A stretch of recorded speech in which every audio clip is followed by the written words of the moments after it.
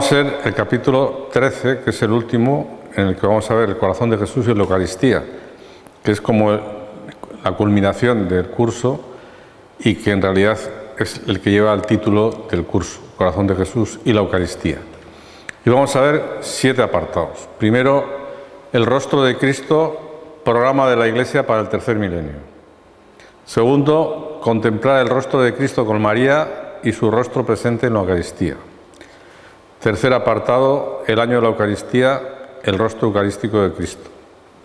El cuarto apartado, el rostro de Cristo en los Evangelios, conocido por la fe. Quinto, el rostro de Cristo en el prójimo. Sexto, la Eucaristía, sacramento de la caridad. Séptimo, la devoción al corazón de Jesús y la Eucaristía.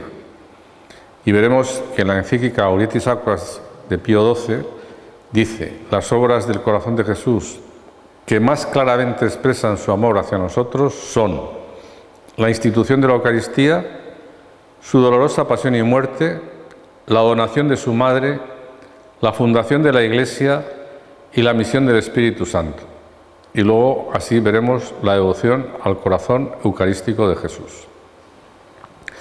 En el primer apartado, el rostro de Cristo, programa de la Iglesia para el tercer milenio, vemos que en la carta apostólica Novo Milenio Ineunte, el Papa Juan Pablo II dijo que el gran jubileo del año 2000 ha dejado como núcleo esencial de la gran herencia en la Iglesia la contemplación del rostro de Cristo. Rostro de Cristo contemplado en sus coordenadas históricas y en su misterio. Es decir, en las coordenadas históricas, es decir, cuando estuvo en Nazaret, cuando estuvo en Jerusalén, cuando vivió en la tierra, ¿no?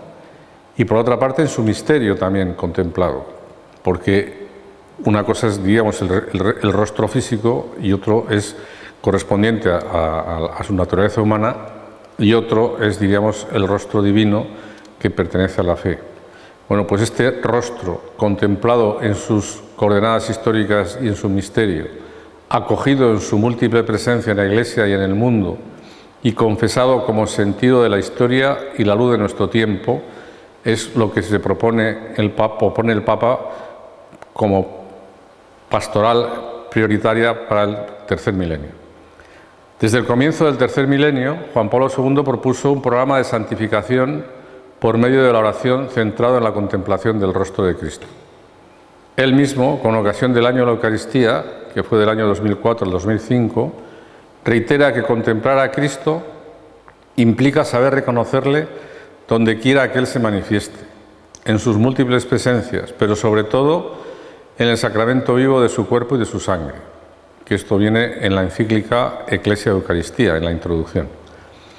En el Catecismo de la Iglesia Católica encontramos expresada esas múltiples presencias. En el número 1373 del Catecismo se dice: Cristo Jesús, que murió, resucitó, que está a la derecha de Dios e intercede por nosotros, está presente de múltiples maneras en su Iglesia, en su palabra, la palabra de Dios, en la oración de su Iglesia, allí donde 2 o 3 estén reunidos en mi nombre, allí estoy en medio de ellos, en los pobres, los enfermos y los presos, según el pasaje de Mateo 25, en los sacramentos en los que Él es autor, en el sacrificio de la misa y en la persona del ministro. Pero dice el texto, pero sobre todo está presente bajo las especies eucarísticas. El segundo apartado es contemplar el rostro de Cristo con María y su rostro presente en la Eucaristía. En el año del Rosario, 2003, en la carta apostólica Rosarium Virginis Mariae, Juan Pablo II invitó a contemplar a Cristo a través de los ojos y del corazón de María. Lo que se hace, dice en aquel documento, de modo especial, rezando bien el rosario. Dice: oración de marcado carácter bíblico y evangélico, centrada sobre todo en el nombre y el rostro de Jesús, contemplando sus misterios y repitiendo las Ave Marías. De manera que el programa para la Iglesia del tercer milenio, después de esta carta apostólica sobre el rosario, quedó precisado en contemplar el rostro de Cristo y contemplarlo con María. Al iniciar el año de la Eucaristía, de octubre de 2004 a octubre de 2005, Juan Pablo II dio un paso más en este programa y propuso como itinerario espiritual para este año contemplar el rostro de Cristo presente en la Eucaristía. En efecto, dice que, proclamando el año del Rosario, he deseado poner este 25º año de pontificado el signo de la contemplación de Cristo con María. No puedo dejar pasar este Jueves Santo de 2003 sin detenerme ante el rostro eucarístico de Cristo. La Iglesia vive del Cristo eucarístico porque de Él se alimenta y por Él es iluminada. La Eucaristía es misterio de fe y al mismo tiempo misterio de luz, porque cada vez que la Iglesia la celebra, los fieles pueden revivir de algún modo la experiencia de los discípulos de Emaús. Entonces se les abrieron los ojos y la reconocieron. En la Eucaristía se contempla de modo especial el rostro de Cristo.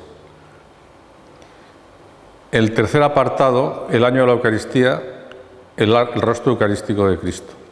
Juan Pablo II, con la encíclica Ecclesia de Eucaristía, deseaba suscitar este asombro eucarístico e invitó a dar culto a la Eucaristía con un renovado fervor en la celebración y en la adoración de la Eucaristía, el lugar donde podemos contemplar el rostro de Cristo presente en el sacramento del altar.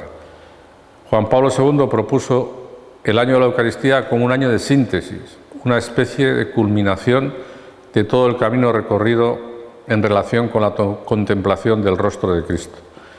Es muy de tener en cuenta que, como se dice en las sugerencias y propuestas para el año de la Eucaristía, realizadas por la Congregación para el Culto Divino y la Disciplina de los Sacramentos, la Eucaristía sea acogida no solamente en los aspectos de la celebración, sino también como proyecto de vida, como fundamento de una auténtica espiritualidad eucarística.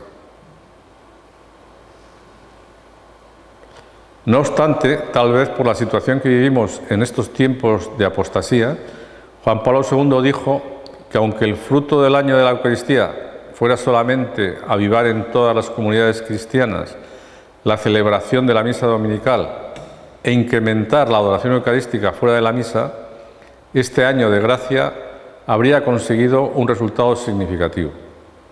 De todas formas, Juan Pablo II ha querido dejarnos como testamento en este año de la Eucaristía poner ante nuestros ojos el tesoro escondido, es decir, el rostro eucarístico de Cristo. En el apartado cuarto vamos a ver el rostro de Cristo en los Evangelios conocido por la fe. De los Evangelios emerge el rostro del Nazareno con un fundamento histórico seguro. Muy importante tener en cuenta esto, porque aunque hoy día ya nadie pone en duda la historicidad de la existencia terrena de Jesucristo, pues hubo épocas en las que se ponían en duda también, es decir, como que haya sido un invento de los apóstoles. Bueno, ha habido muchas variantes, ¿no? Digamos, para oponerse, ¿no? Hoy día es más no niegan la historicidad de Jesucristo, pero sí niegan la divinidad o los hechos extraordinarios. Eso sí se lo adjudican a la comunidad pospascual y no a la realidad histórica acontecida, ¿no? Pero hoy día ya nadie pone en duda que Jesucristo, Jesús de Nazaret, existió realmente pues hace 21 siglos, ¿no? El rostro que los apóstoles contemplaron después de la resurrección era el mismo de aquel Jesús con quien había vivido unos 3 años. En el cenáculo tuvieron una prueba tangible de la verdad asombrosa de su nueva vida al mostrarles las manos y el costado. No obstante, al igual que hoy, dice el Papa, no fue fácil creer. Los discípulos de Emaús creyeron solo después de un laborioso itinerario del Espíritu. Tener en cuenta que hicieron un recorrido, que fueron, digamos, de Jerusalén a Emaús a lo largo de una jornada completa, y no reconocieron a Jesús, que era el que les acompañaba y les iba contando lo que los profetas habían anunciado sobre el Mesías. Pero ellos no le reconocieron al partir el pan. Y entonces ellos dicen que entonces se dieron cuenta de cómo les ardía el corazón cuando le oían explicar las Escrituras, ¿no? Por otra parte, el apóstol Tomás creyó únicamente después de haber comprobado el prodigio, es decir, después de haber metido los dedos en la llaga y el puño en el costado. Es decir, que no fue fácil creer tampoco en el tiempo anterior. También sabemos que hubo mucha gente que vio los milagros, que le vio a Jesucristo, pero luego no se opusieron a que lo crucificaran, ¿no? Por lo menos, o no resistieron a que lo crucificaran. De todas formas, dice el Papa, en realidad, aunque se viese y se tocase el cuerpo de Cristo, solo la fe puede franquear el misterio de aquel rostro. A Jesús, en efecto, no se llega verdaderamente más que por la fe. En la escena de Cesarea de Filipo, a la pregunta que dirige a los apóstoles, ¿y vosotros quién decís que soy yo?, Pedro contesta con un acto de fe, tú eres el Cristo, el Hijo de Dios vivo. Ahora bien, dice el Papa, ¿cómo llegó Pedro a esta fe? Mateo nos da una indicación clarificadora en las palabras con las que Jesús acoge la confesión de Pedro.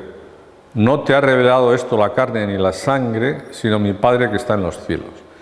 Es decir, que la fe en la divinidad de Jesucristo, el reconocimiento de que Jesucristo es el Hijo de Dios, no es algo que proceda de la carne o de la sangre, es decir, algo que nosotros lo podamos elaborar o decir, sino que tiene que ser creído, y para ser creído tiene que ser revelado por Dios. A la contemplación plena del rostro del Señor no podemos llegar solo con nuestras fuerzas, sino dejándonos guiar por la gracia. Solo la experiencia del silencio y de la oración ofrece el horizonte adecuado en el que puede madurar y desarrollarse el conocimiento más auténtico, fiel y coherente del misterio de Cristo. Ahora vamos a ver el quinto apartado, que es el rostro de Cristo en el prójimo.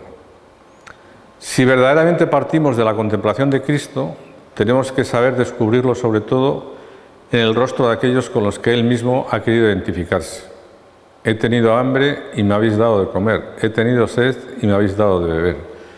Esta página del Evangelio de Mateo, dice el Papa Juan Pablo II, no es una simple invitación a la caridad, es más bien una página de cristología que ilumina el misterio de Cristo. En la persona de los pobres hay una presencia especial suya, que impone a la Iglesia una opción preferencial por ellos.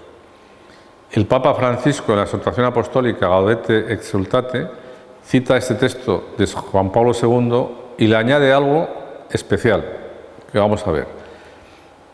En el número 96, dice, el texto de Mateo 25, 35, 36.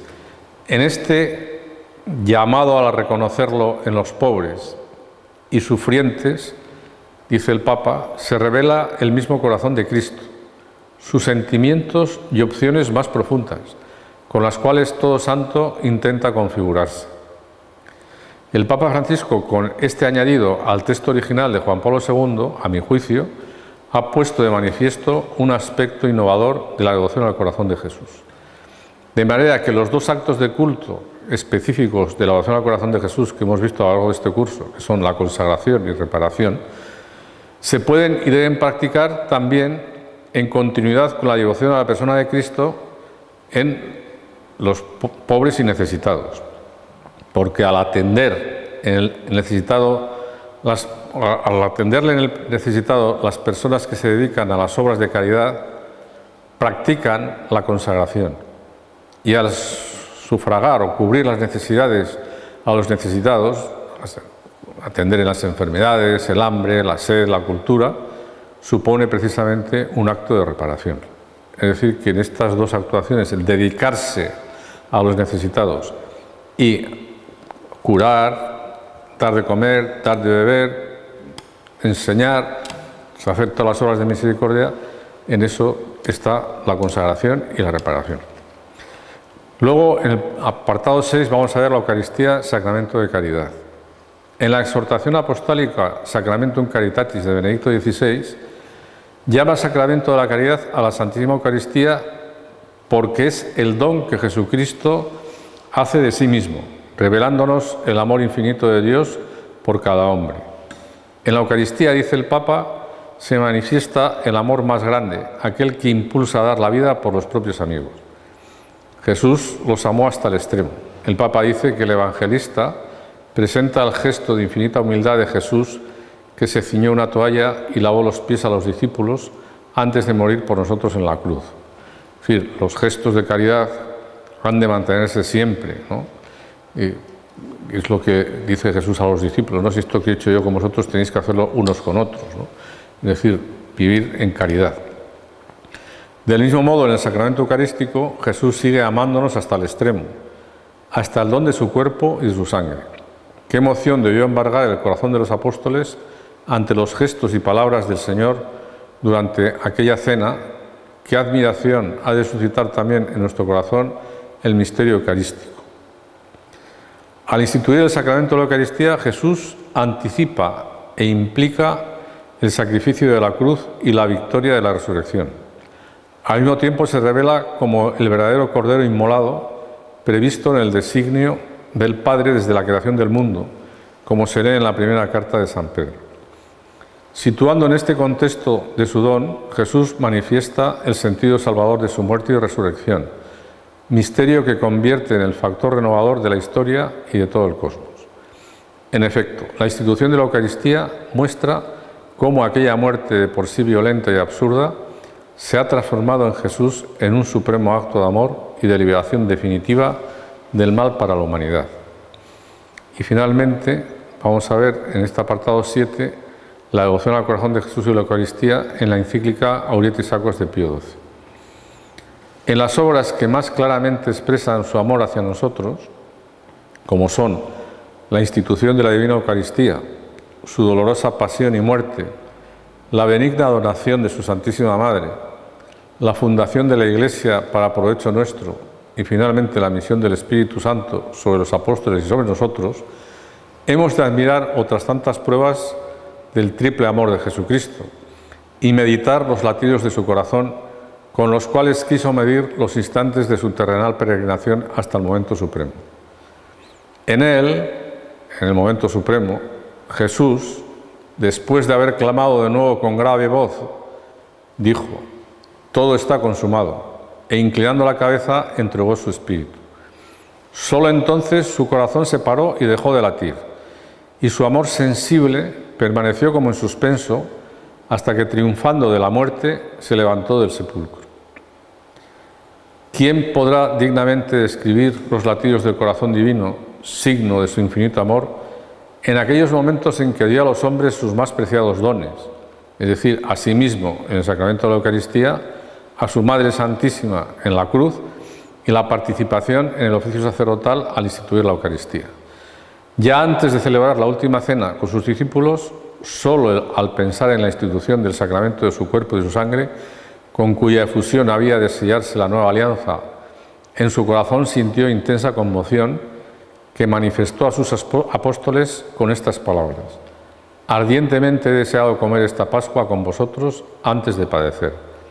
Con razón, pues, debe afirmarse que la Divina Eucaristía, como sacramento por el que Él se da a los hombres y como sacrificio en el que Él mismo continuamente se inmola desde el nacimiento del sol hasta su ocaso, y también el sacerdocio, son clarísimos dones del Santísimo Corazón de Jesús.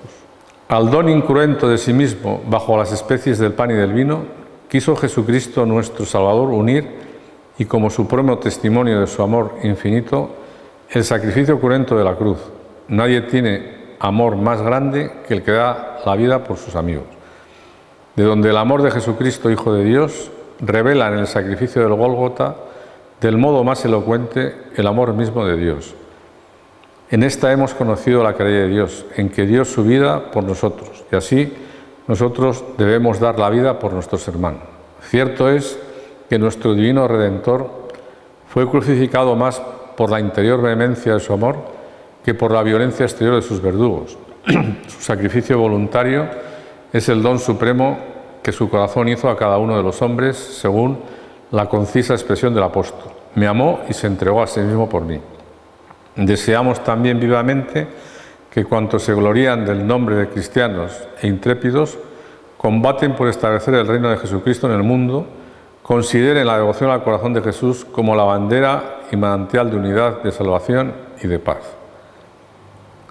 No piense ninguno que esta devoción perjudique en nada a las otras formas de piedad con que el pueblo cristiano, bajo la dirección de la Iglesia, venera al Divino Redentor. Al contrario, una ferviente devoción al corazón de Jesús fomentará y promoverá sobre todo el culto a la Santísima Cruz, no menos que el amor al augustísimo sacramento del altar. No será fácil entender el amor con que Jesucristo se nos dio a sí mismo por alimento espiritual si no es mediante la práctica de una especial devoción al corazón eucarístico de Jesús. Esta devoción nos recuerda, según León XIII, aquel acto de amor sumo con que nuestro Redentor, derramando todas las riquezas del corazón, a fin de prolongar su estancia con nosotros hasta la consumación de los siglos, instituyó el adorable sacramento de la Eucaristía. Ciertamente, no es pequeña la parte que en la Eucaristía tuvo su corazón, por ser tan grande el amor de su corazón con que nos la dio. De esta forma concluimos el curso sobre el corazón de Jesús y la Eucaristía.